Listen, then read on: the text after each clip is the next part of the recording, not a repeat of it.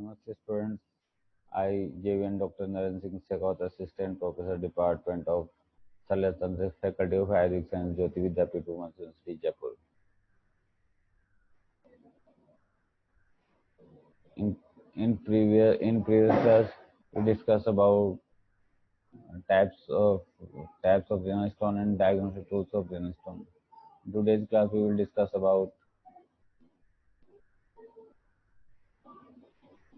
treatment of renal stone.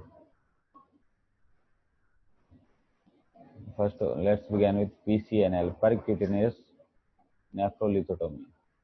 Indication stones more than 2.5 cm centimeter in size, multiple stones not responding for ESWL. Procedure under the guidance of C-arm or ultrasonography. Needle puncture is made in the loin percutaneously through to kidney. Calyx and pelvis are approached. Guidewire is passed, graduated dilator are passed, and short track is widened.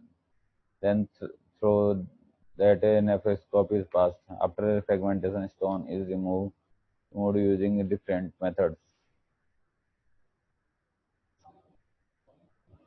Plain X-ray KUV showing phosphate stones in the kidney and oxalate stone in urinary bladder.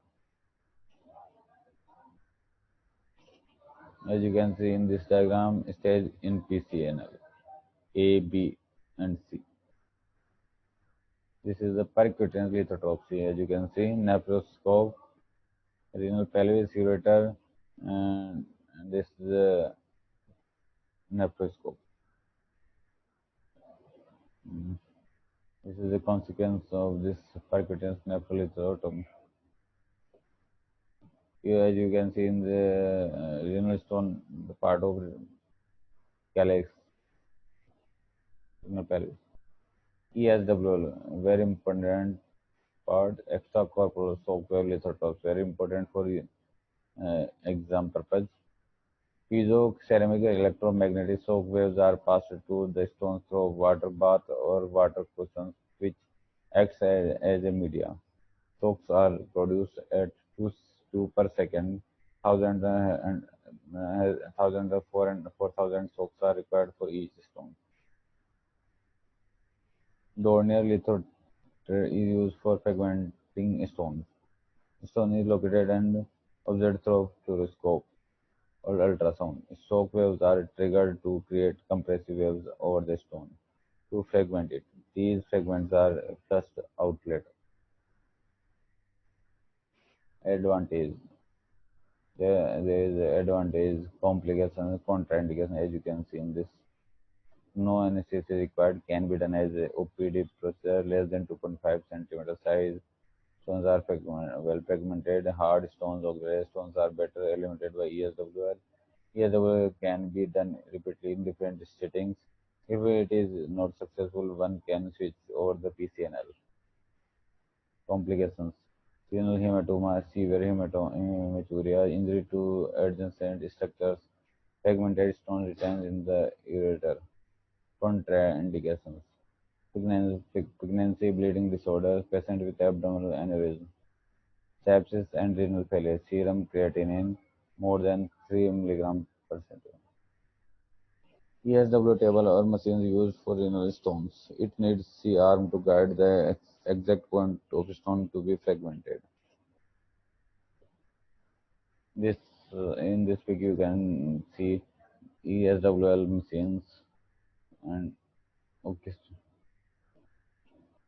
this is the same ESWL machine.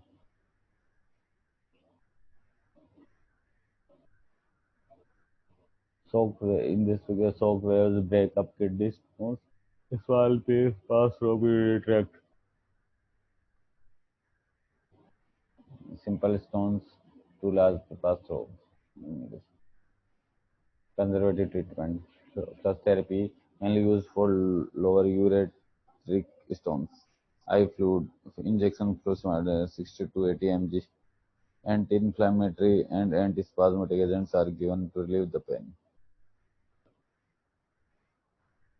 Surgery for renal stones. Presently, most of the renal stones can be removed without open surgery, PCNL, BSW, but limited factors are cost and availability. Pyolithotomy. Suitable for stone in extrarenal pelvis. Bile-loin. Posterior subcostal. Incision. Kidney is approached. Renal pelvis is opened, the stone is removed, and the pelvis is closed. A drain is placed and wound is closed. Second, extended pyelolithotomy. In case of intrarenal pelvis, incision is done on the hilum between the pelvis and kidney over the renal sinus. Dissection is carried out so as to remove the stones from pelvis as well as calyx. Nephrolithotomy. By placing incision just behind the most convex surface, stone is removed. Nephropyolithotomy. By making incision both over the kidney and pelvis stone. Partial nephrectomy. Done when there are multiple stones occupying a pole, usually lower pole of the kidney or when there is damage to the calyx. If not removed, may encourage further stone formation.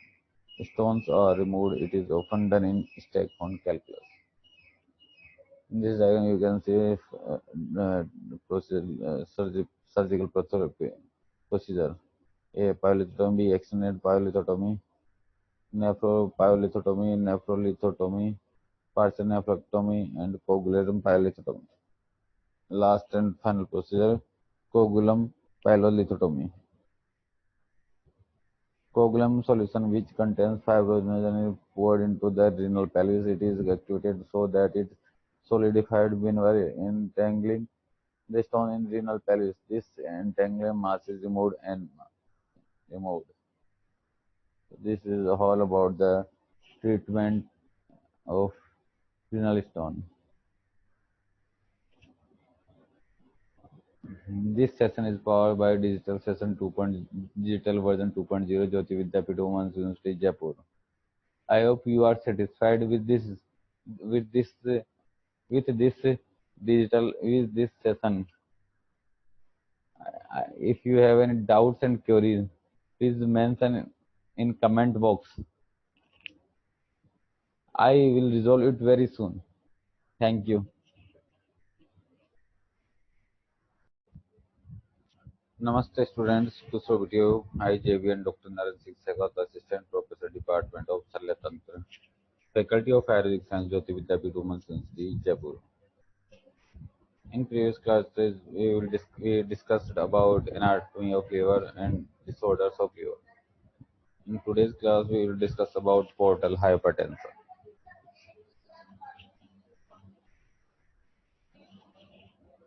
In this diagram, you can see the hepatic portal circulation. Heart pumped blood into abdominal aorta and proper aorta hepatic artery to liver, liver to hepatic veins by inferior vein cavity drain to left atrium of right atrium of liver. This is the hepatic circulation. As you can see, splenic vein and superior mesenteric veins drain blood into hepatic portal vein and it drain into liver. Yes, students.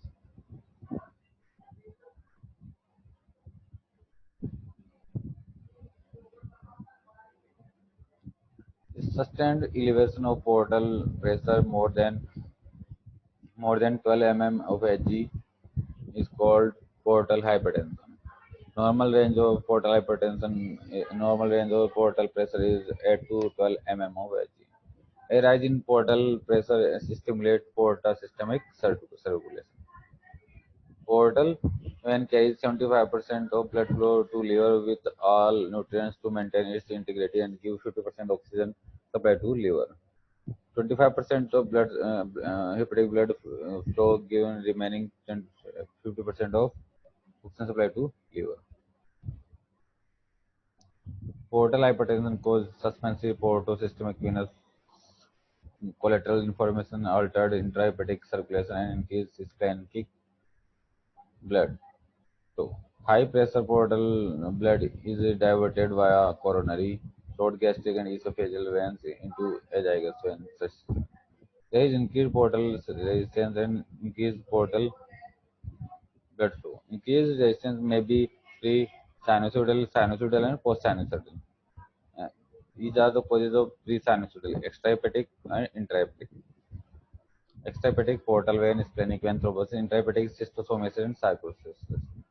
Sinusoidal causes cirrhosis, hematochromosis, Wilson disease, congenital hepatic fibrosis. Post-sinusoidal is Budd-Chiari syndrome, congestive heart failure, veno-occlusive disease also. Causes of causes of portal hypertension. First, prehepatic. These are the prehepatic cause. B hepatic. These causes mentioned in the hepatic and post-hepatic causes are these. Sides of porta systematic collateral, as you can see, lower end of the esophagus between left gastric and short gastric veins with azygos. Umbilicus between paraumbilical vein and anterior abdominal vein resulting in caput medusa. Retroperitoneum, bare area of liver, lower end of the rectum.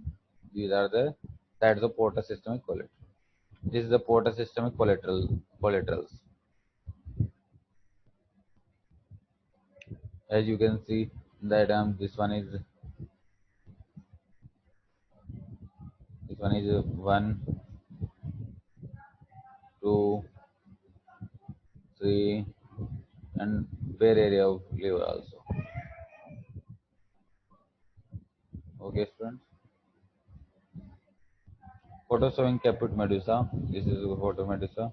Presentation means clinical features. Triodoportal hypertension for esophageal varix, splenomegaly, and ascites. These are the common and main triodo portal hypertension. Jaundice features of encephalopathy, recurrent infection, coagulopathy, hepatorenal syndromes. Investigations: liver function test, ultrasound, ultrafetoprotein, MELD scoring. This is a patient with ascites with portal hypertension.